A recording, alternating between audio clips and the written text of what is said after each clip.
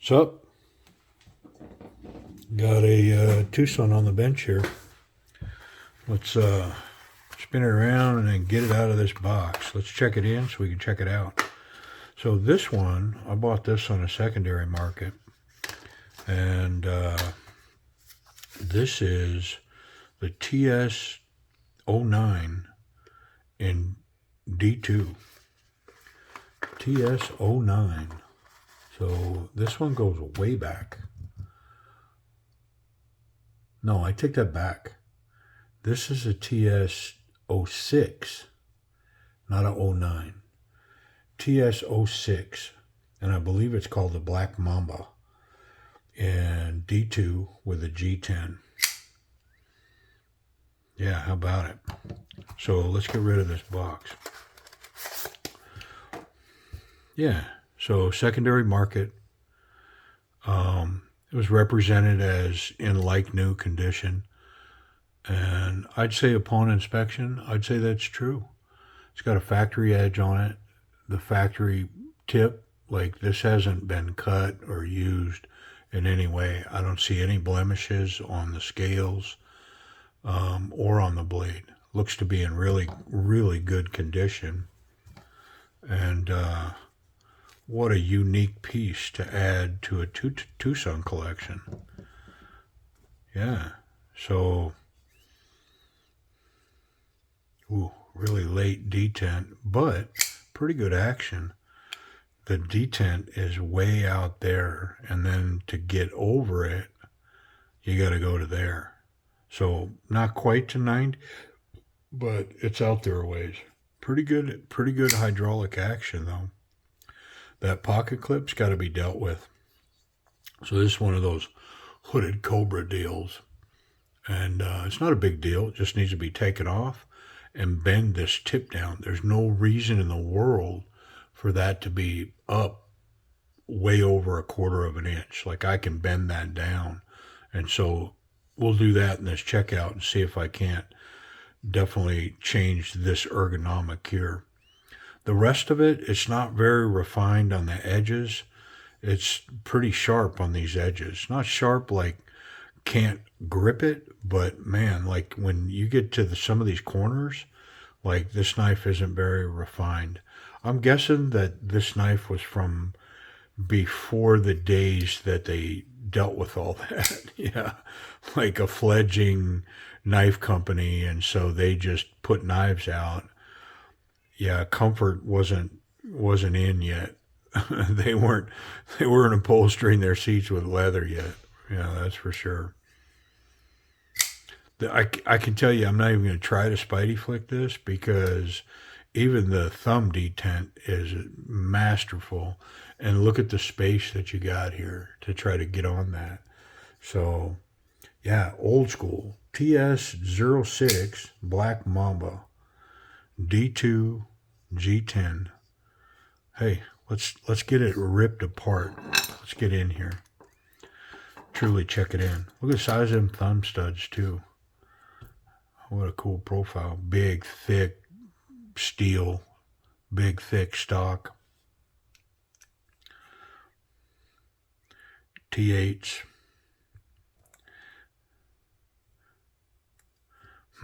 Not sure what's happening there, but that don't seem to want to be coming. Don't want to seem to participate.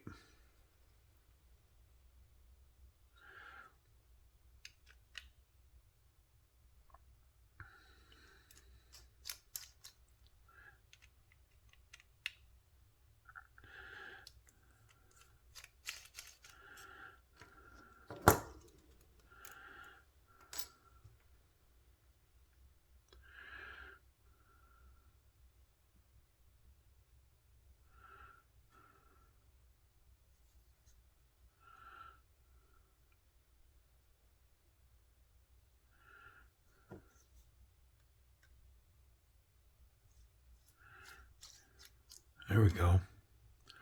I don't know what I was struggling with there. Was it hitting that pocket clip? I mean, maybe that's what I was doing. It just seemed really weird, like it wasn't wanting to come apart. And I've taken another knife like this apart, and these little barrel spacers can be the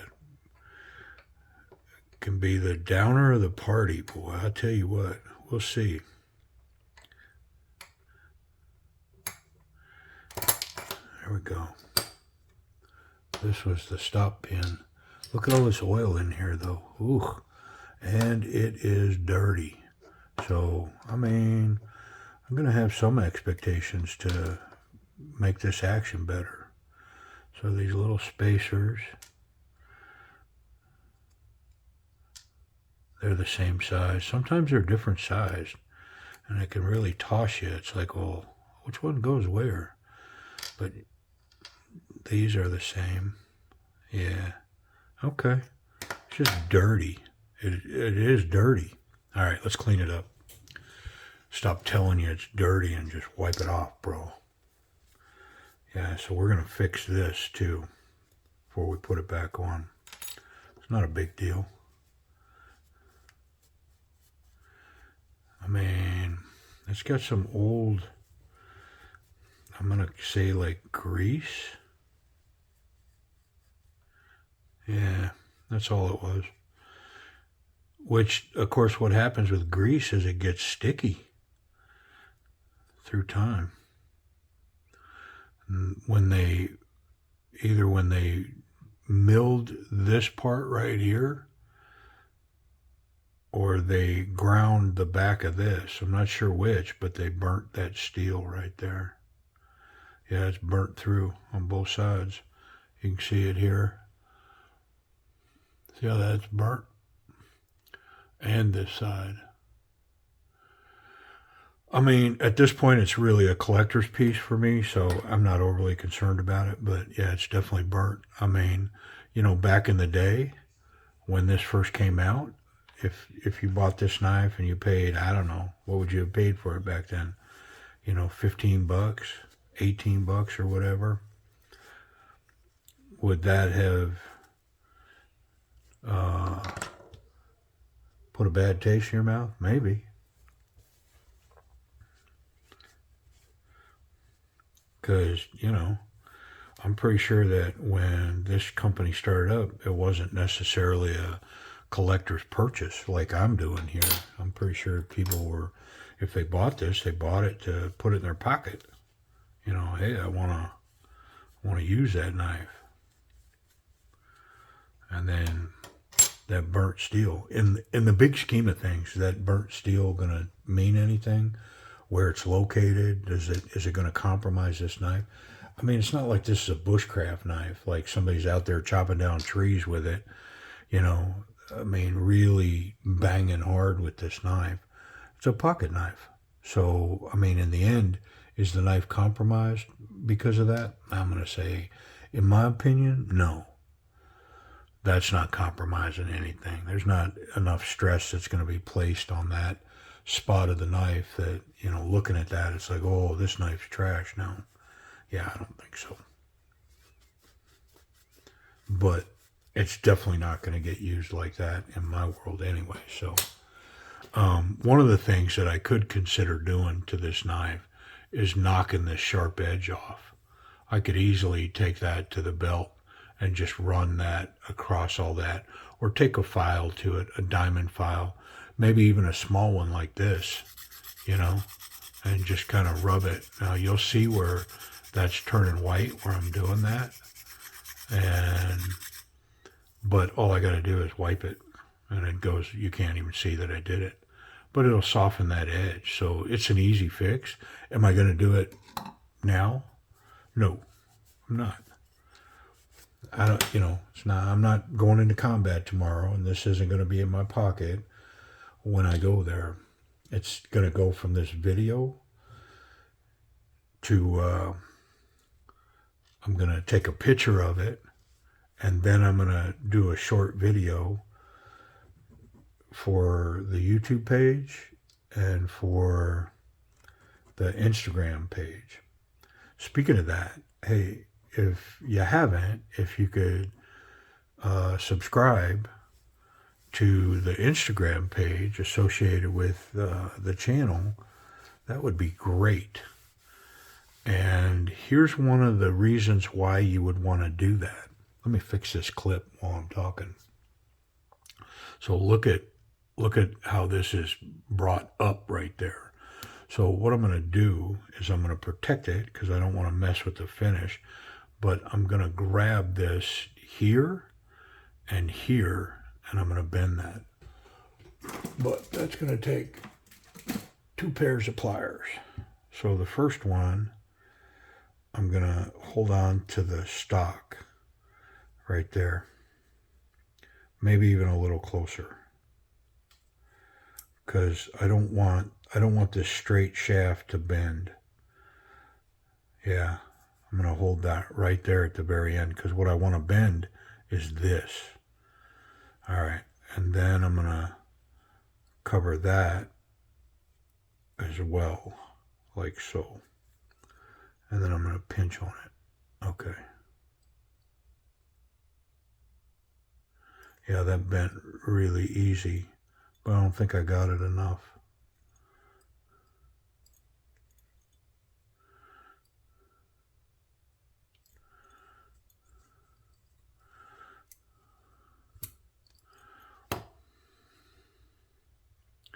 I mean, I changed it a bunch, but did it change it enough? That's the question.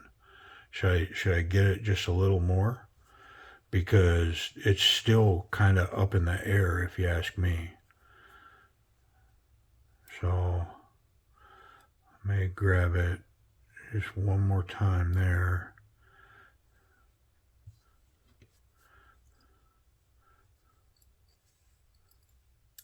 Come on, man.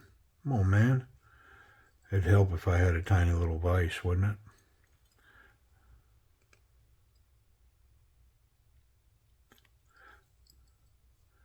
There we go.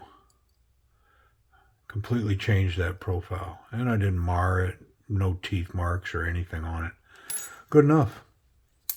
We'll see. And if that's not enough, I mean, I can always do more. It's not like once I put it together, I can't touch the knife ever again. So, all right, let's get it back together. Pivot. There it is. And it's not captured, so there's a screw.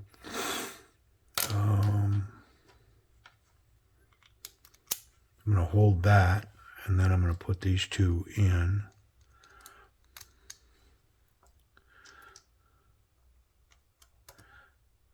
And I should be able to lay that down now, and it'll hold everything.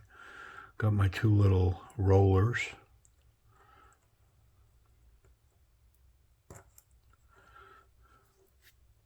Stop pin. Oop. Okay. Bearing.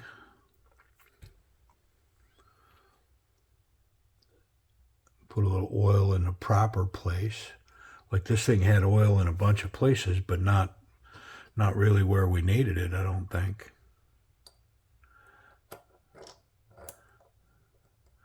Okay. Next bearing.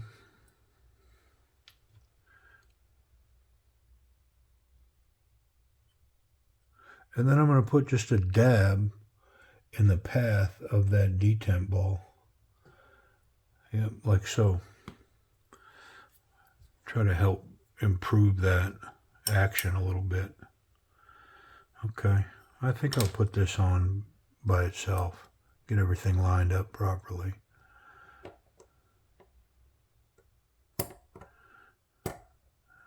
Nice. Okay. I mean, that's the way they're all supposed to go right there. Perfect alignment. Yeah, that dude's spinning underneath on me.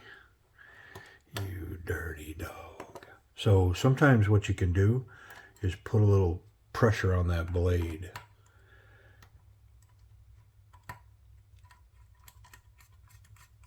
There we go. Okay. So I don't know if you saw how I did that, but I just put a little downward pressure on that blade, and it allowed me to suck that screw in. And I'll modify that as you know, once I catch the rest of this. Yeah, I think I want to focus here first though.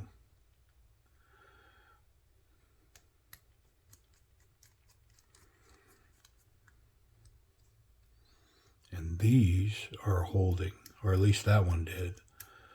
Probably shouldn't count my blessings before I get them. There we go. Yeah.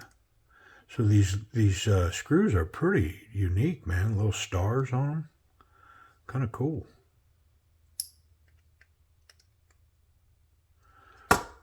All right, let's check this action real quick.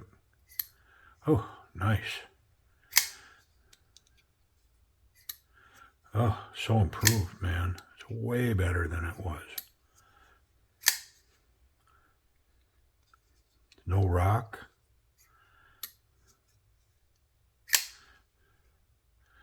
I could probably take some out of that detent. Let's look. I guarantee you that blade is free as a bird. Yep, it's just that detent. I could probably take some out of there, and this thing might drop shut because that detent's pretty strong. So the question is, do I want to do that? How centered we are. Look at the tolerance of this blade right here.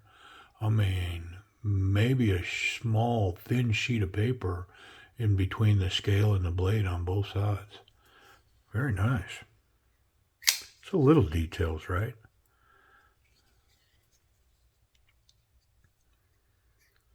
You know, for what this knife is, I think I'm going to leave it be.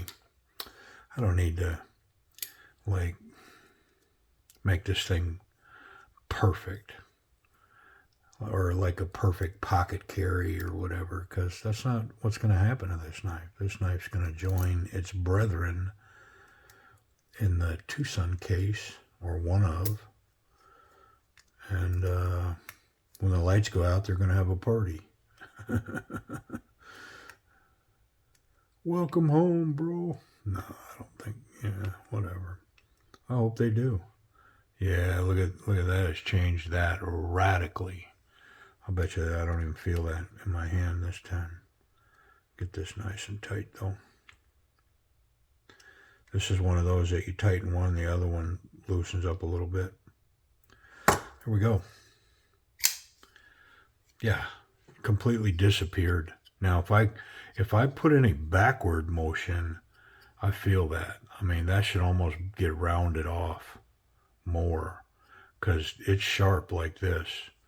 But downward pressure holding on to this knife, yeah, wonderful. Feels great. What a thick piece of D2 also.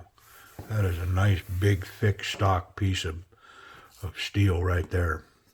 Wow. Let's check that pocket. Well, hold on. Let's do ergonomics. So the action is way improved. It's not drop shut, but almost. It's just, if I lighten the detent, it probably would drop shut. Yep. But it's running so well that I'm just going to leave it be. So ergonomics. Access to the lock bar, it's lowered and scalloped, and so reaching in here is pretty easy. This is sharp, it's not scalloped.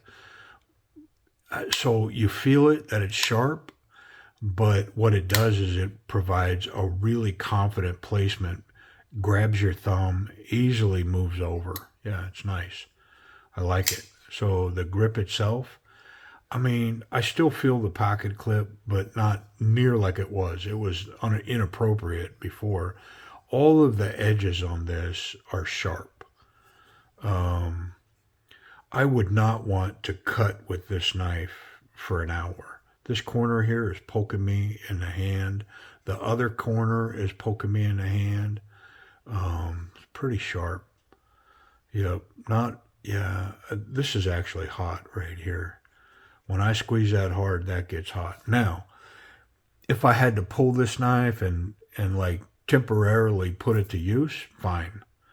But to make this a cutter. Now, if I go strong grip here, I don't feel it at all. It's just this thumb forward. Nice platform for the thumb. Yeah, I mean, this would need some work to make this a comfortable knife. all of these ridges and lines and everything. I mean, it's pretty nice. It provides a nice grip, lots of grooves. Let's check that pocket clip. Yeah, I do like the action now. It's going well. The detent's strong, but I'm not hating on it. So there, it's over the thick pocket or the thick material, and then in it goes. And it's got a ton of grip. Like that thing, I mean, it's not going anywhere. And that's as deep as that pocket clip goes, because it narrows from there immediately. So, ton of grip against this grooved G10. It's going to be wonderful even on this thinner, like jean size material.